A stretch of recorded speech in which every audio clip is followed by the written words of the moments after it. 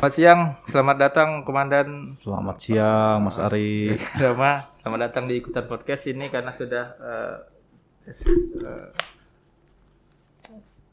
kita buka masker lah karena sudah di tes kesehatan kita juga. Selamat siang di ikutan podcast Pak Komandan, ini komandan kita, ya Komandan Waikanan lah Pak Dandim, Pak Gede Rama. Nanti kalau sepintas sebelum ini perkenalan dulu biasanya Pak Komandan. Oh gitu. Jadi kalau lihat dari namanya ada Gede Rama ini orang-orang pasti nyebak ini Bali nih. Bali nih. Entah walaupun campuran tuh Balinya pasti ada dapat ini. Pak Komandan mungkin sebelum bahas banyak kita ingin ya bahas masyarakat ingin tahu juga ini media informasi kita juga. Yang terakhir tentang apa itu komponen cadangan, Kampung Pancasila. Mungkin perkenalan dulu Komandan ini. Ini Pak dari Bali atau sebelumnya dari mana nih Pak Komandan? Biar kita semua lebih tahu lagi, yang udah tahu nambah tahu. Silakan Komandan. Ya ibarat pepatah ya, Iya, tak kenal maka tak sayang. Siap. Iya. Ya nama saya seperti tadi disampaikan oleh Mas Ari, Anak Agung Gede Rama Cahyana Putra. Kalau dari namanya mungkin sudah bisa ditebak lah kalau saya dari mana. Ya asli Bali.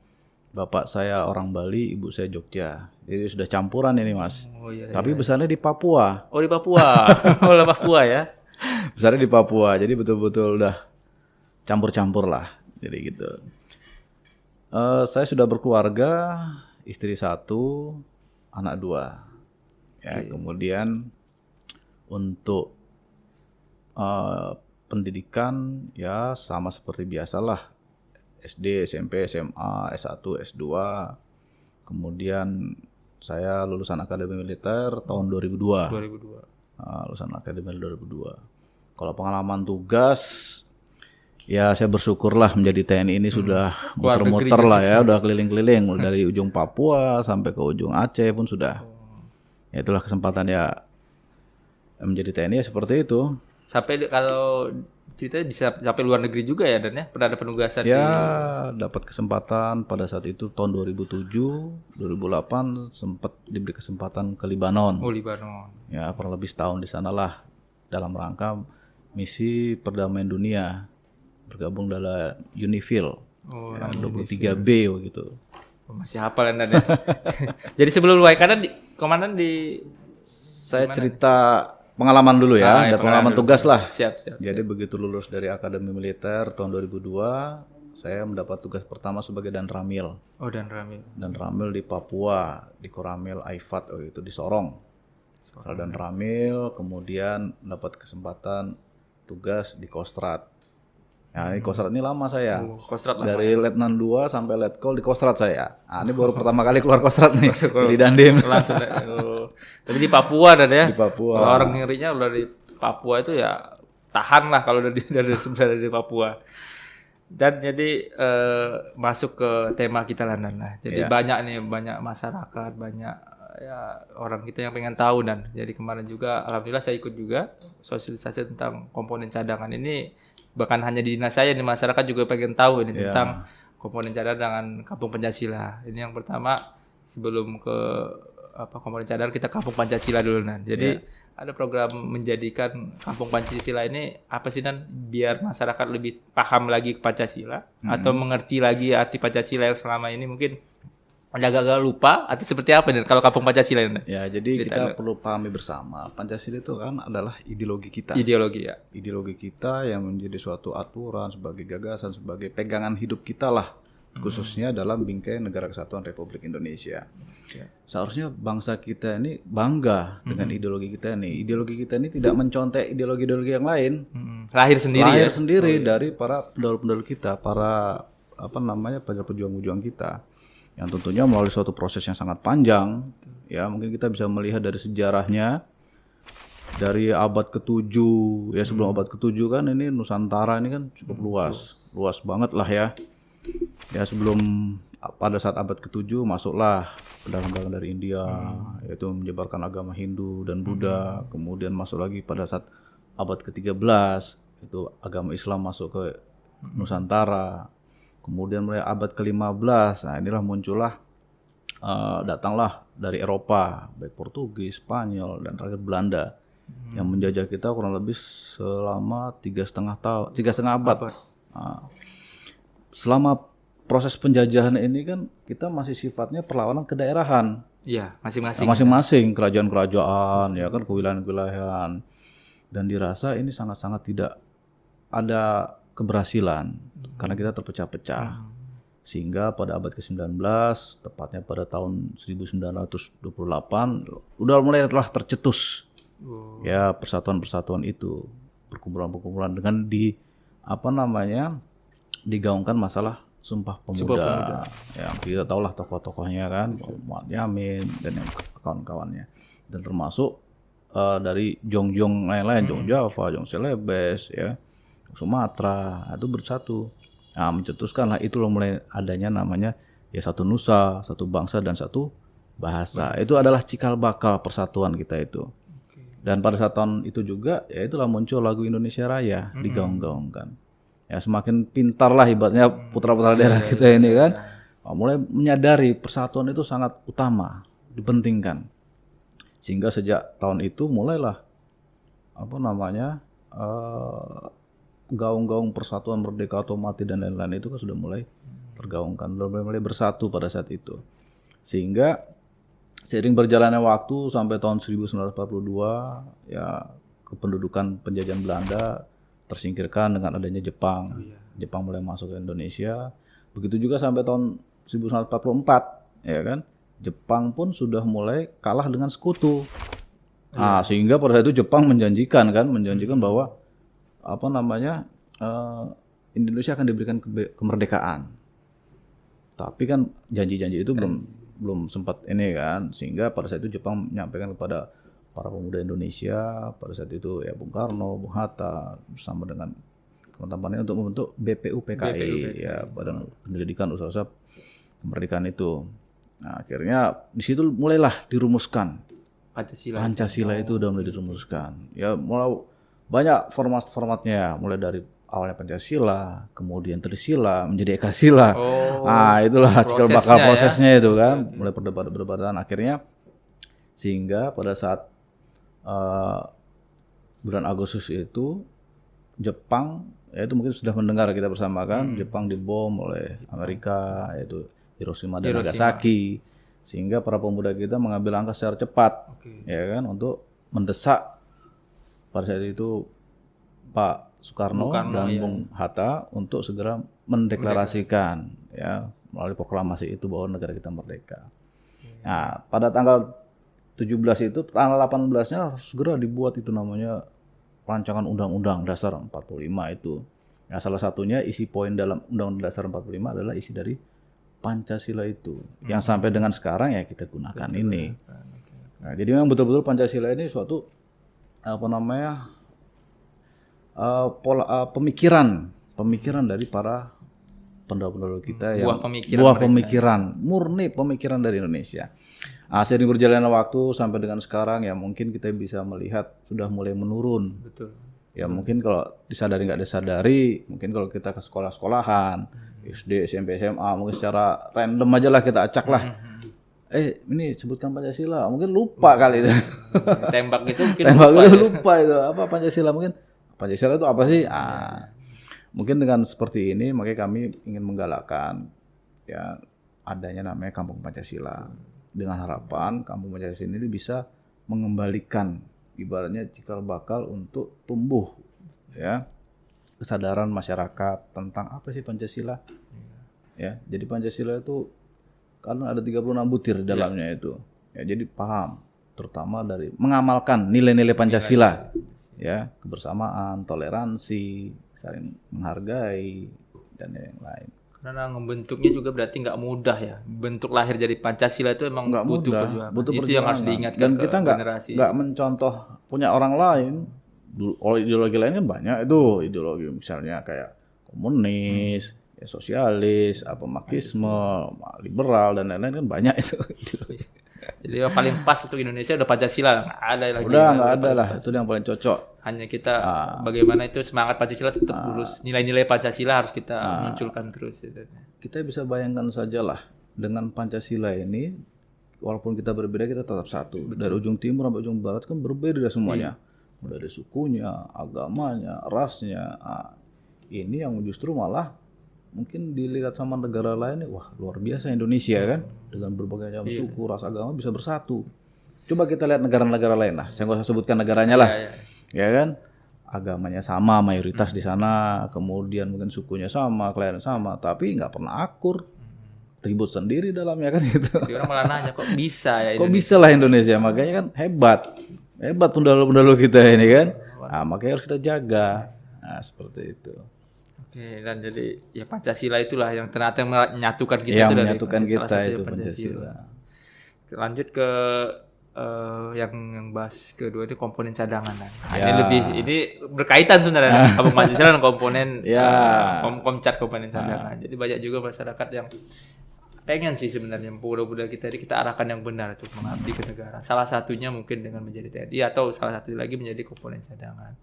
Nah, orang-orang paling masih kemarin kan sudah ada kita pertemuan sosial komponen cadangan.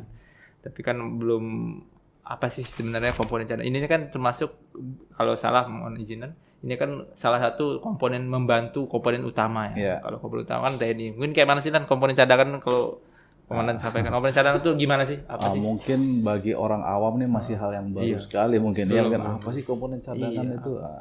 Sebenarnya sudah ada dalam undang-undang kita, sudah diatur semuanya itu. Mulai dari Undang-Undang Nomor 3 tahun 2002 gitu ya. Bahwa sistem pertahanan negara ya apabila menghadapi ancaman militer ya itu menempatkan TNI sebagai unsur utama. Dengan dibantu atau didukung oleh unsur komponen cadangan dan unsur komponen pendukung. Nah, itu udah jelas dalam Undang-Undang Nomor 3 tahun 2002 kan udah dijelaskan. Dalam Undang-Undang Dasar 45 pun sudah ada sebenarnya pasal 27 dan pasal 30. Kalau pasal 27 ya setiap warga negara berhak dan wajib untuk ikut serta dalam bela negara. Sedangkan pasal 30-nya sama, setiap warga negara berhak dan wajib ikut serta dalam pertahanan dan keamanan negara. Nah, itu yang betul-betul jadikan dasar pedoman kan. Nah, sehingga kemarin tahun 2019 terbitlah namanya Undang-Undang Nomor 23 tahun 2019 tentang pemberdayaan sumber daya nasional. Ya, itu udah diatur semua itu. Jadi salah satunya yaitu menyebutkan bahwa penyiapan dalam rangka komponen cadangan ini. Jadi komponen cadangan ini adalah suatu sumber daya nasional. Jadi sumber daya nasional itu apa? Ya warga negara, sumber daya alam, sumber daya buatan, kemudian sarana prasarana yang dipersiapkan dalam rangka untuk memperkuat dan memperbesar kemampuan dari komponen utama yang sewaktu-waktu siap untuk dimobilisasi, sewaktu siap untuk digerakkan. Nah, jadi memang apabila negara kita ini menghadapi perang lah, ancaman militer, ya, jadi komponen cadangan ini ya membackup lah, mendukung, memperkuat kemampuan dari komponen utama yaitu TNI itu sendiri. Apalagi kita punya banyak pulau, ribuan mungkin pulau, masyarakat ribuan kita pulau. Kabupaten aja 543, jadi banyak sekali, luas sekali. Jadi memang diperlukan kalau dari secara garis besar mungkin TNI kita ini dengan ini butuh banyak lah berarti dan kalau misalnya. Banyak sekali. Dengan jumlah penduduk kita sekitar 227 juta ya. Dengan sampai saat ini baru ada 440-an ribu tentara TNI lah. Jumlah TNI kita. Sedangkan komponen cadangan yang baru terbentuk baru sekitar 3.000-an. Itu pun baru tahun lalu, tahun 2021. Nah, kalau kita melihat dengan negara-negara lain nih, saya lihat catatannya ya. Buka ini biar tahu lah ya. Kalau dibandingkan dengan negara lain, kita contoh lah misalnya Cina nih. Cina dengan jumlah penduduk 1,4 miliar. Tentara aktifnya aja ada 2.255.000 orang. Tentara cadangannya 800.000 orang. Dengan tentara Indonesia aja, jumlah tentara Indonesia aktif aja kalah dengan tentara cadangannya kan gitu. Yang nggak usah jauh-jauh, kayak yang Amerika juga sama, ya komponen tentara cadangannya sampai 2.400.000. Nah nanti contohnya seperti ini kayak Korea Selatan lah. Nah, Korea Selatan ini kan jumlah penduduknya hanya 51 jutaan, ya kan? Kemudian tentara aktifnya ada 687.000. Tapi tentara cadangannya bisa 2 kali, hampir 3 kali lipat, 1,5 juta jumlah tentara cadangannya. Ya. termasuk India sama, ya. Jumlah tentara cadangan juga sangat banyak. Nah, ini kita lihat kayak Vietnam aja lah, kayak Vietnam. Nah, jumlah penduduknya ada 93 jutaan lah, tentara aktifnya ada 384.000, tapi tentara cadangannya ada 4 juta jiwa. Wah, jadi tentara cadangannya sangat luar biasa banyaknya. Oh, jadi siap untuk dimobilisasi. Siap, betul sekali. Ibaratnya gini, dalam kita mau menyerang suatu negara tentunya kita kan melihat kan ada nama deteran aktif lah. Ibaratnya sebelum kita berperang kita melihat kekuatan mereka dulu. Nah, begitu juga negara lain juga kalau mau berperang dengan lain pasti melihat kekuatannya dulu ya. Nggak usah kasih contoh gini aja lah. Ibaratnya kita mau berkelahi nih sama si A nih. Kita lihat nih, kalau badannya gede, posturnya berotot kan. Berotot dalam latihan, pasti ngeper duluan nih lawannya nih. Waduh, badannya gede banget nih kan gitu. Waduh, berotot pula kan, sering latihan. Nah, pasti ngeper dulu. Nah, itulah dalam sistem militer ada sistem seperti itu. Jadi kalau kita mau melihat menyerang suatu musuh, ya dulu, kekuatannya seperti apa nih? Kuat enggak? Senjatanya seperti apa? Jumlah penduduknya seperti apa? Kekuatan militernya seperti apa? Tentara yang aktif berapa? Kan itu. Cadangannya berapa? Jadi itu dipantau-pantau orang juga. Orang juga. Wah, komponen cadangannya baru segitu nih kata dia. Komponen cadangannya baru sedikit nih. Tentaranya cuma segini. Wah, kalau kita serang kayaknya bisa nih. Betul. Mungkin itulah yang disadari oleh negara kita ini, ya, bahwa kita ke depan harus kuat. Ya, ibaratnya kalau orang mau nantang lu udah lihat dulu, wah udah takut duluan kan gitu kasarannya. Ya, syukur berarti udah sadar dan kalau belum sadar bahaya nih gitu kan. Makanya kita harus sadar kan gitu. Harus sadar, berarti yang kita sadarkan juga masyarakat juga kita harus sadar juga dong. Masyarakat itu. Masyarakat juga harus sadar juga. Oh ini sebenarnya harus kita. Terus kalau ini Dan, kalau banyak kan orang nanya juga nih. Ini syarat-syaratnya gimana sih Dan? Kalau misalnya orang pengen ikut lah, misalnya umurnya mungkin usianya berapa sih Dan? Kalau syarat-syaratnya umurnya itu minimal 18 tahun. Oh 18 sudah ini ya. Kemudian maksimal 35 tahun. Kemudian nanti pensiunnya di umur 48 tahun. Oh. Nah, jadi ada batasan umurnya. Kemudian yang jelas pasti harus memenuhi persyaratan administrasi, ya mulai dari kartu keluarga, KTP, surat izin orang tua. Misalnya dia pegawai negeri harus ada surat izin dari instansinya, termasuk dari perusahaan, ada surat izinnya lah semacam itu. Itu administrasinya. Ya, itu nanti selesai seleksi administrasi, melaksanakan seleksi kompetensi. Ya, kompetensi itu apa yang diperiksa? Yang pertama kesehatan, harus sehat dulu dia. Yang pertama sehat jasmani, itu kesehatan umumnya seperti apa. Kemudian kesehatan jiwanya juga harus dicek. Jangan sampai betul juga. Latih ini jiwa-jiwa, waduh. Karena nanti dikasih senjata kan. Bahaya juga kalau jiwanya agak kurang-kurang. Karena nggak sembarangan, jadi seleksi. Betul. Selain kesehatan, nanti dilaksanakan seleksi ujian kemampuan.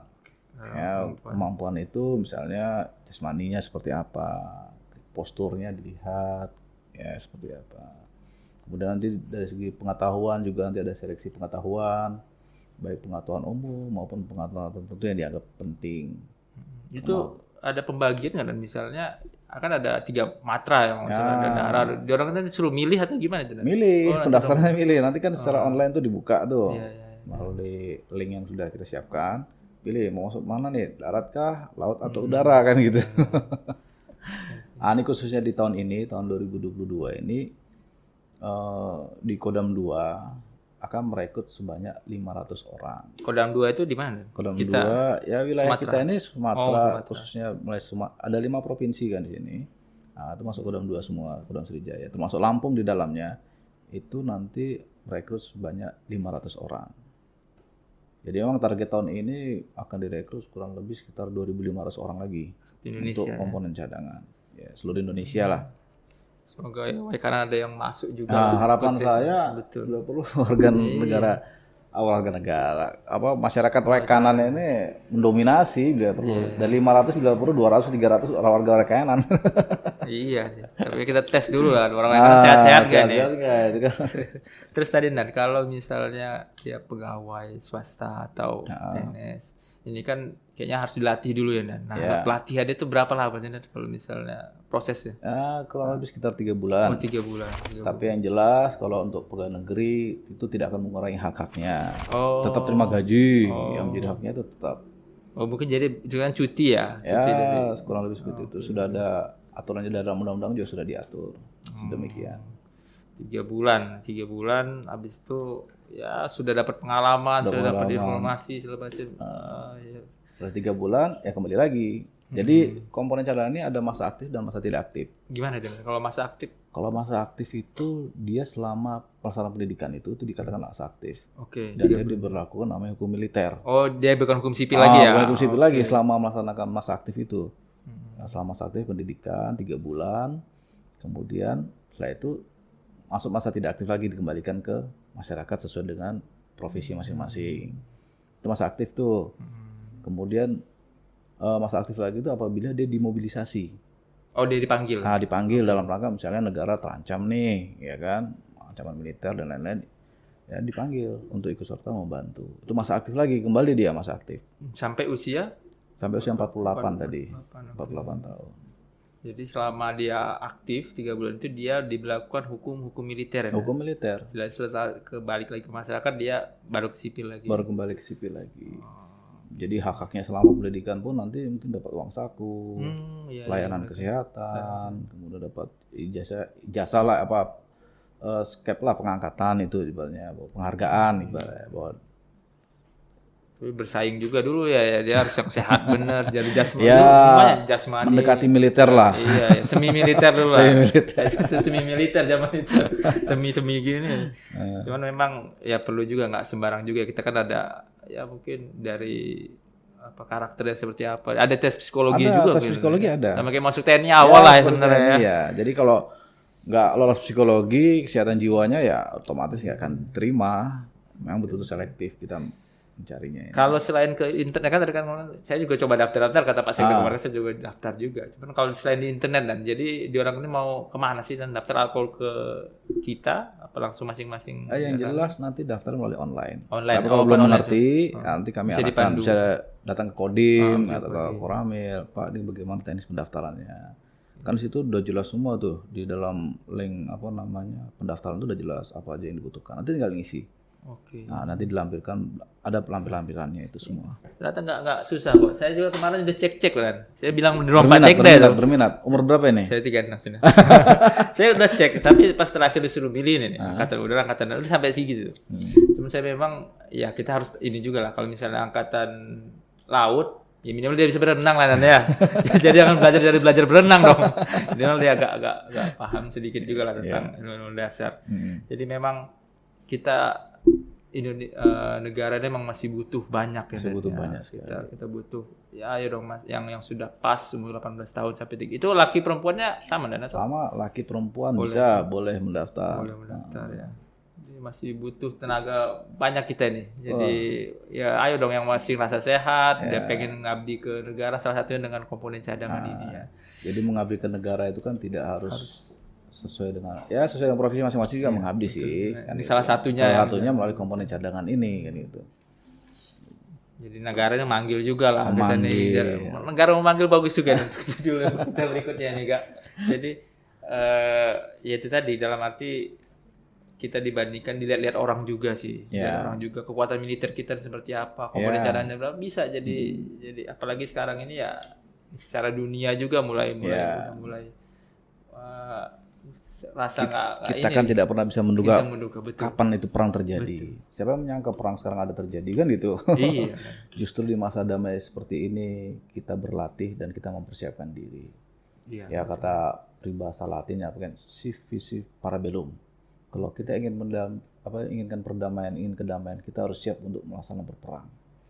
Nah, itu prinsip itu aja. Luar biasa kemana.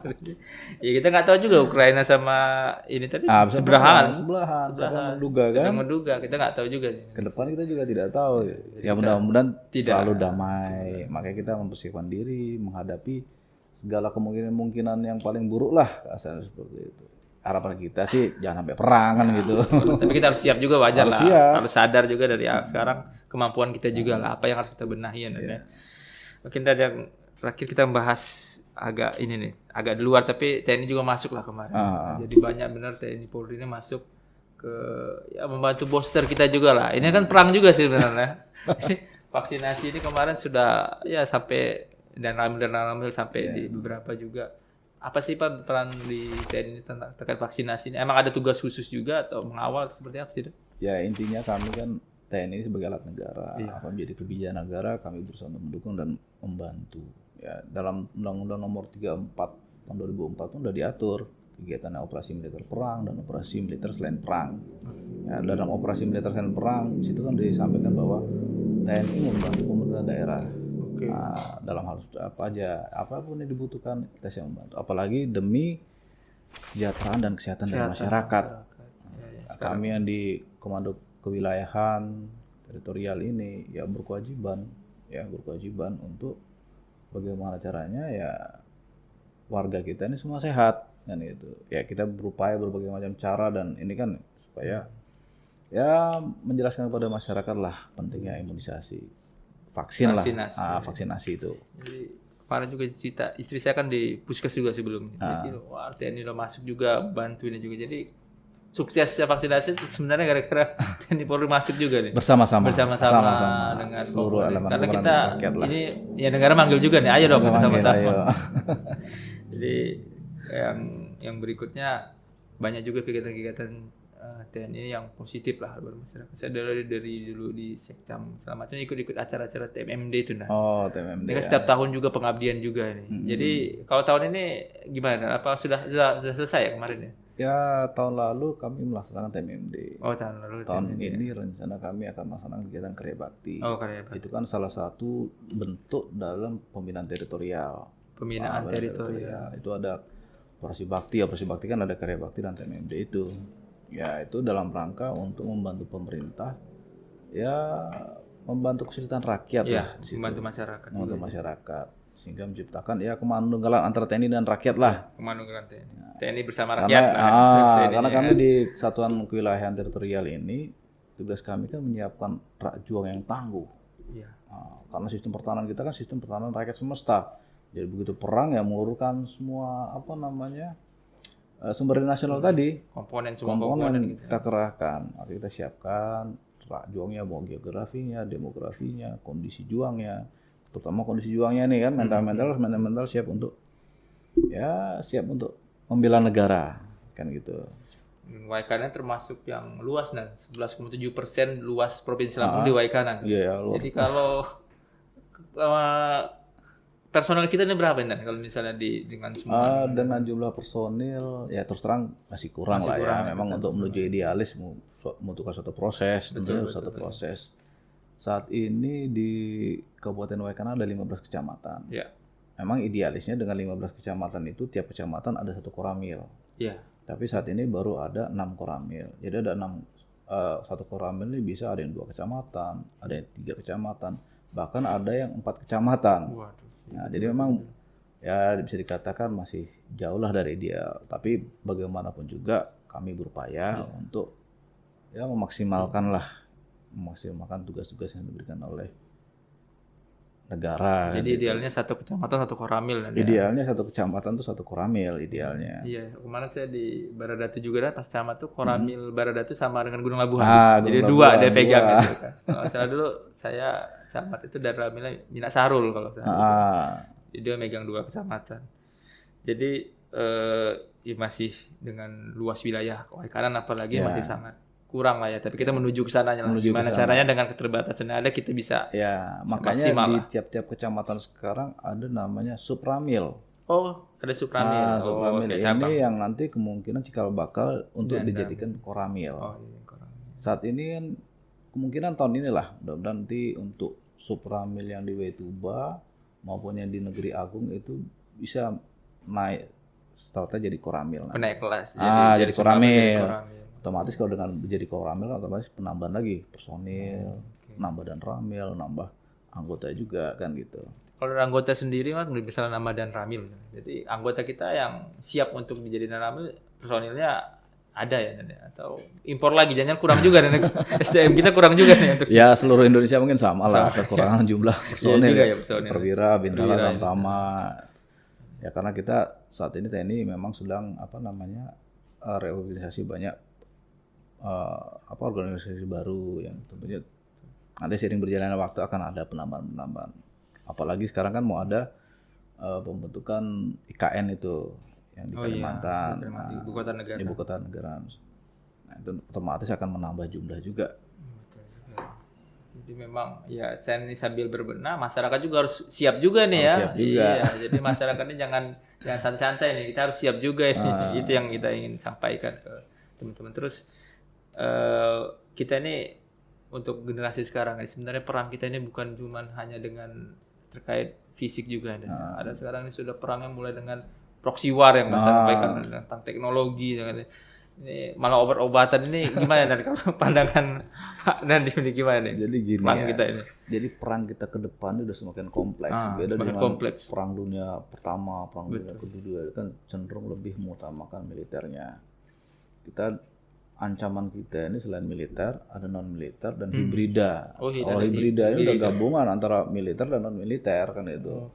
Kita kan tidak pernah tahu mungkin ada senjata biologis lah, kemudian ya seperti kita lihat sekarang ini kan kalau proxy war itu kita tidak tahu siapa aktor di baliknya ini gitu loh. Nggak kelihatan gitu. Ya makanya ini kita perlu waspada ya. Kita melihat sekarang peredaran narkoba kan sangat-sangat luar biasa. Ya, anak-anak muda yang menjadi sasaran ini kan anak-anak muda. Dulu sebelum zaman kita merdeka, pemuda-pemuda inilah yang menjadi pelopor-pelopor kemerdekaan, motor penggeraknya gitu loh. Nah, kalau zaman sekarang pemuda kita sudah ada diracuni, udah rusak, mentalnya udah nggak bagus ya otomatis nanti generasi penerusnya ini seperti apa ini itu udah cuci otak. Kemudian kita ya sadari nggak sadari sudah mulai luntur lah nilai-nilai budaya kita. Kita kadang cenderung lebih bangga dengan budaya-budaya luar dibandingkan budaya kita sendiri kan itu. Kita mengimpor-impor dari luar. Seharusnya itu tidak boleh terjadi. Kita harus tetap bangga dengan produk dalam negeri. Ya proxy perang-perang zaman sekarang seperti itu, tidak harus dengan kontak fisik militer itu, ya itu dengan meracuni narkoba, kemudian menyebarkan isu-isu paham-paham mereka. Ya intinya diadu domba kita ini sebenarnya.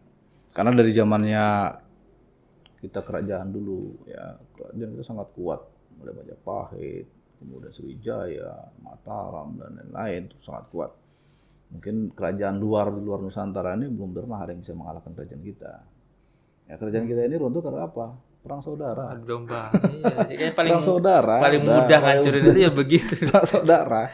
Jadi hemat biaya, tidak perlu banyak biaya ya, udah butuh modal kecil, ya kita sendiri diadu domba kan itu. Nah, itu pun udah terlihat sekarang lah gambarannya seperti kita. Makanya ya kami mengajak kepada seluruh warga masyarakat Waikanan khususnya ini kan harus cerdas. Ya. Harus pintar. Nah, gitu. Kenapa harus cerdas dan pintar? Biar kita tidak dibodoh-bodohi orang pintar. Betul. Nah, masih bersyukur kita dibodoh orang pintar. Kalau kita dibodoh-bodohi orang bodoh, parah lagi parah lagi kan gitu. Jadi kita harus cerdas pintar. Jadi jangan begitu menerima berita yang nggak jelas, wah percaya, ini langsung meneruskan ke tempat lain gini. Apalagi sekarang sudah ada undang-undang ITE kan. Nah, jadi jangan sampai gara-gara itu kita terjerumus berurusan dengan masalah hukum dan lain-lain. Oke, dan jadi menumbuhkan nilai-nilai Pancasila kembali, pemuda ini mungkin nantilah dari komandan ada closing statement gimana sih kayak yang sampaikan tadi, bagaimana pemuda ini menghindari dari berita hoax, bagaimana pemuda ke depan ini harapan kita lah dan semoga ini jadi hal positif yang baik lah mungkin komandan bisa sampaikan ke masyarakat kita lah semuanya nih. Ya, jadi kepada seluruh masyarakat Waikanan lah, terutama para pemudanya yang merupakan generasi penerus bangsa kita ini, mulai dari sekarang kita harus banyak belajar mengetahui budaya-budaya kita, mengetahui sejarah-sejarah kita, bagaimana negara ini bisa terbentuk. Tentunya tidak terlepas dari sejarah. Ya, para pendahulu kita, Bung Karno menyampaikan bahwa negara maju adalah negara yang tidak pernah lupa dengan sejarahnya. Nah itu harus bangga dengan produk dalam negeri, terutama ya sekarang kan ada UMKM. Mari kita galakkan, kita kembangkan. Kemudian kita harus sadar, harus mengetahui situasi global, situasi nasional, situasi lingkup di Kabupaten Waikanan itu sendiri kita harus paham betul. Jadi jangan sampai kita mudah apa namanya itu tadi sampaikan, Dihasut, bisa dihasut dan lain-lain. Harus pandai-pandai lah. Kemudian ya saya mengajak, ini ada kesempatan Iya untuk dong, bergabung boleh dengan dong. komponen cadangan. Iya Ayo, dong. Ini ada buktikan, mana nyalimu. Iya, kan harus ada tuh kata Harus Bupati ada kemarin tuh. kan.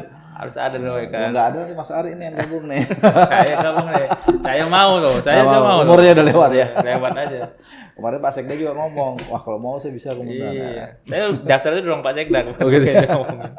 Sekali lagi makasih Dan, ini Oke, informasi sama-sama. sangat baik juga buat Terima masyarakat, buat kita semua. Semoga Komandan juga tetap dengan TNI-nya semakin komit karena ini pertahanan kita juga harus ya inilah basic kita nih, jangan dengan daerah negara lain lah. Makasih sekali lagi waktunya Dan, sama-sama, semoga Mas. sehat Terima kasih selalu. atas undangannya juga.